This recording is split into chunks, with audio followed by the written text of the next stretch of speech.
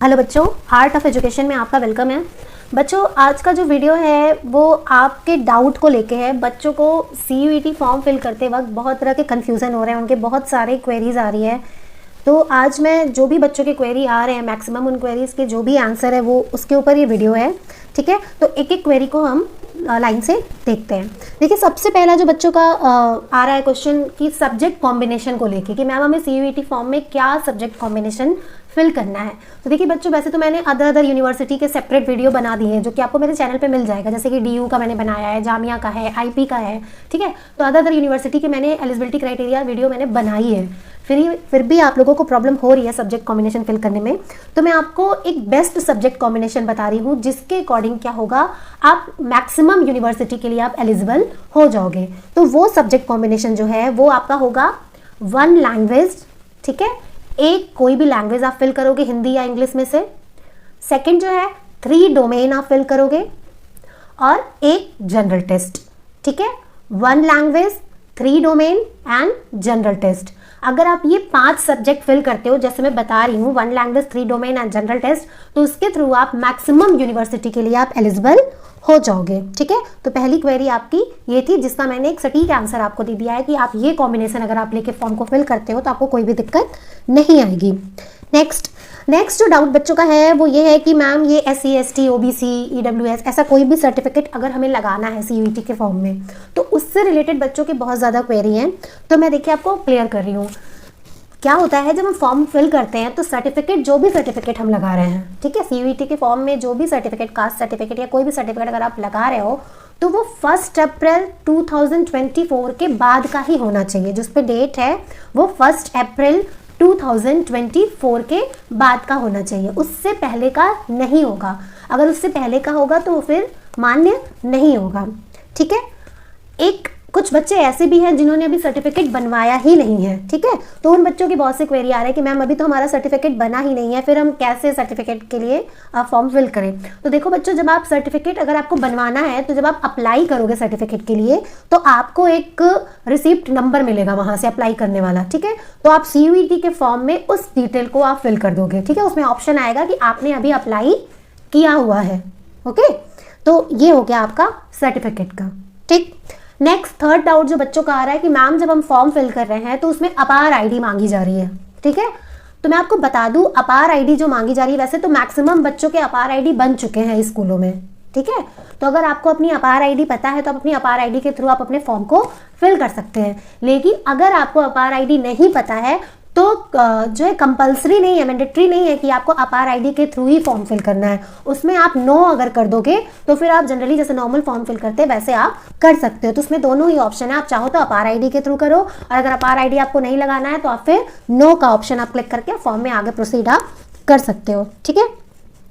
Next doubt जो बच्चों के आ रहे हैं कि मैम अगर हमारे पास 3 डोमेन है ही नहीं, क्योंकि कुछ बच्चे स्किल वाले सेक्शन के कुछ बच्चे होते हैं जिनके पास 3 डोमेन का कॉम्बिनेशन नहीं बन पा रहा है, तो वो बच्चे फॉर्म को कैसे फिल करें। क्योंकि मैं हर वीडियो में यही बताती हूँ कि बच्चों 1 लैंग्वेज और 3 डोमेन जनरल टेस्ट जरूर फिल करो, ठीक है। तो देखो इसमें भी क्या है ना, आपको थोड़ा सा यूनिवर्सिटी वाइज जाके चेक करना होगा कि हर यूनिवर्सिटी का क्या क्राइटेरिया है।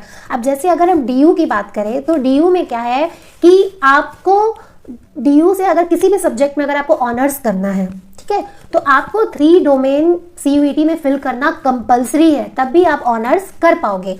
तो जिन बच्चों के पास 3 डोमेन नहीं है वो BA प्रोग्राम वाले BA प्रोग्राम कोर्स के लिए एलिजिबल DU में हो सकते हैं, ठीक है। इसी तरीके से आपको IP यूनिवर्सिटी का भी कुछ क्राइटेरिया देखना होगा। तो जिन बच्चों के पास 3 डोमेन नहीं है वो बच्चे कॉम्बिनेशन क्या फिल करेंगे, 1 language, 2 domain and general test, ठीक है। जिनके पास भी 3 डोमेन नहीं है उनके लिए जनरल टेस्ट कंपलसरी है, 1 language, 2 domain and general test, ठीक है। तो आई थिंक ये डाउट आपका क्लियर हो गया होगा। उसके बाद फिर देखो CUET के फॉर्म में अभी तक क्या था कि हम 8 या 9 सब्जेक्ट हम फिल कर सकते थे लास्ट ईयर तक जो CUET के फॉर्म आते थे, बट इस ईयर क्या है, आप मैक्सिमम 5 सब्जेक्ट ही आप फिल कर सकते हो। तो ये भी बच्चों के क्वेश्चन आ रहे हैं मैम मैक्सिमम कितने सब्जेक्ट हमें फिल करने हैं, ठीक है। तो आप मैक्सिमम बच्चों 5 सब्जेक्ट फिल कर सकते हो और 5 सब्जेक्ट का कॉम्बिनेशन मैंने आपको बता ही दिया, 1 language, 3 domain and general test, ठीक है। नेक्स्ट डाउट जो बच्चों का आ रहा है, क्या मैम हम CUET का फॉर्म फिल करेंगे तो क्या हम उससे हर यूनिवर्सिटी के लिए एलिजिबल हो जाएंगे। तो बेटा नहीं, आपको CUET के फॉर्म के साथ साथ जितनी भी यूनिवर्सिटी के फॉर्म में आप एडमिशन चाहते हो उन हर यूनिवर्सिटी का आपको अलग से फॉर्म फिल करना है। खास करके दिल्ली वाले यूनिवर्सिटी की मैं बात कर रही हूँ। अगर एक DU को छोड़ दिया जाए, दिल्ली यूनिवर्सिटी को, उसके अलावा जितनी भी यूनिवर्सिटी में आप एडमिशन चाहते हो, जामिया है, IIT, मेडिकल है, JNU है, जो भी है, उन सब का आपको अलग से फॉर्म फिल करना है। ठीक है, तो सिर्फ CUET का फॉर्म फिल करने से काम नहीं चलेगा, आपको उस यूनिवर्सिटी का भी फॉर्म आपको फिल करना है। ठीक, नेक्स्ट क्वेश्चन है बच्चों का कि मैम जो हम CUET में सब्जेक्ट जो हम फिल कर रहे हैं 1 लैंग्वेज 3 डोमेन, क्या हमें आगे जब हम कॉलेज में पढ़ेंगे तो हमें वही सब्जेक्ट पढ़ना होगा? तो बेटा नहीं, CUET में जो आप सब्जेक्ट फिल कर रहे हो वो सिर्फ आपके एंट्रेंस पेपर के लिए है।